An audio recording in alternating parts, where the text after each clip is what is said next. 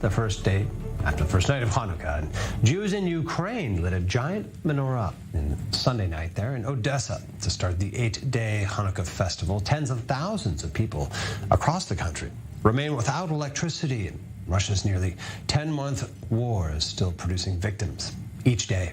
But dozens of people also brave the cold and those bombardments to gather in Maidan Square in Kiev at sundown for the lighting of the first candle there of what local Jewish leaders are claiming is Europe's tallest menorah, or Hanukkah.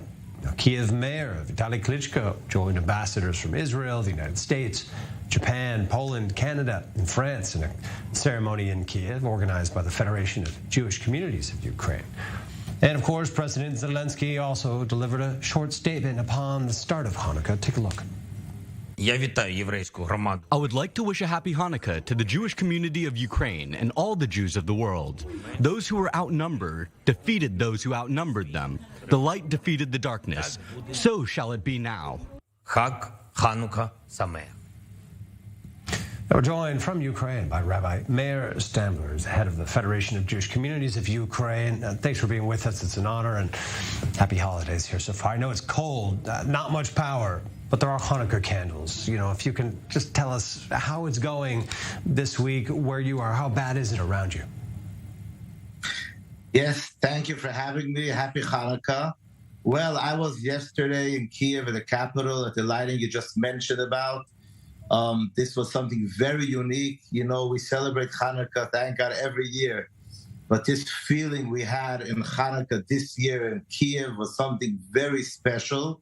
Hanukkah already is not just a Jewish festival, a Jewish holiday. Since, the Lubavitcher Rebbe years ago, came up with this campaign that we light the menorah in every center of every city in the world.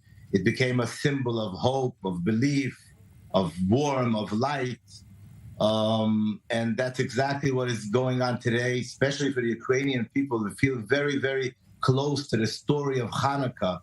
They feel that there's a fight between darkness and light, and they're really interested in learning from the Jews how to stand for what you believe in. So this is something very, very unique. Yeah, certainly a time to ride that theme of the holiday here, and I imagine that does resonate with anybody who's hearing it right now. So great to see the top authorities there in Kiev and in the country embracing that along with you in the community there. So thanks for organizing that.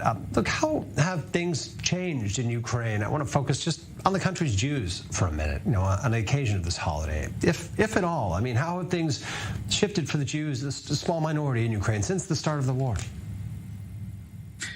Well, actually, the situation, as you mentioned before, is very difficult because there's no electricity, like in some cities most of the day. Where I live in Dnipro. We call it the capital of Jewish life of Ukraine. There's like 3 or 4 times a day, no electricity. There's some houses that don't have steam, they don't have water, okay, a few times a week. So it's really struggling. And for us, usually, we're emissaries of the Lubavitcher Rebbe, and we usually take care of spiritual needs of Jews in the country. But now, any Jew that's left over here in Ukraine, there are many. We have over 50,000 families that receive packages that we bring them the light of Hanukkah to their homes. And most of them wouldn't be able to afford it. So it means a lot. We take care of all the humanitarian needs that Jewish population have over here. Any Jew in Ukraine knows that if he comes to the Jewish community, to the synagogue, to the Chabad house, he will get whatever he needs. And we're struggling to meet the needs of the Jewish population. This is very not simple. And if you ask me how we're doing it, I really think this is something unique. This is a ness, this is a miracle of Hanukkah.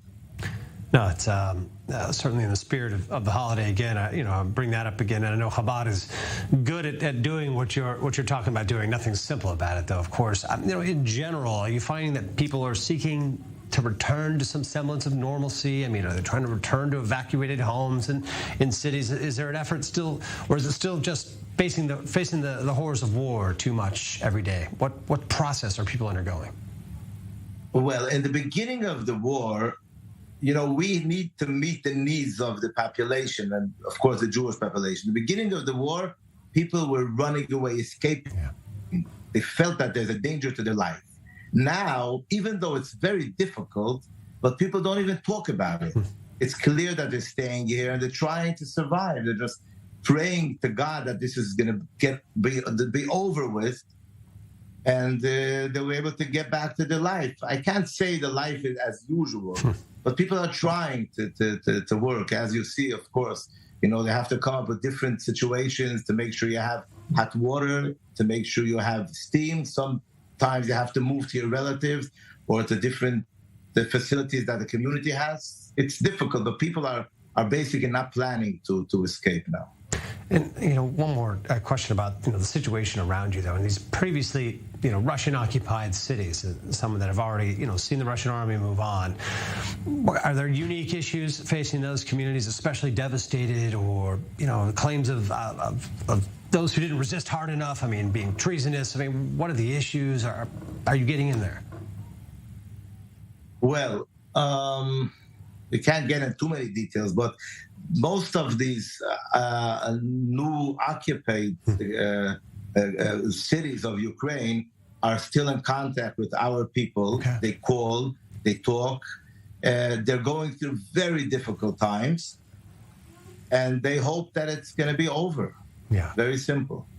Well, as simple as that hope is, we're there with you on that. And of course, upon the occasion of Hanukkah and everything that it represents, as you mentioned, Rabbi, I appreciate you being with us. I know you have more important things to get to, so we'll leave it. Rabbi Mayer Stambler, again, coming to us from Dnipro. They're the head of the Federations of Jewish Communities in Ukraine. Continue the good work. Good luck out there, and stay safe, and happy Hanukkah.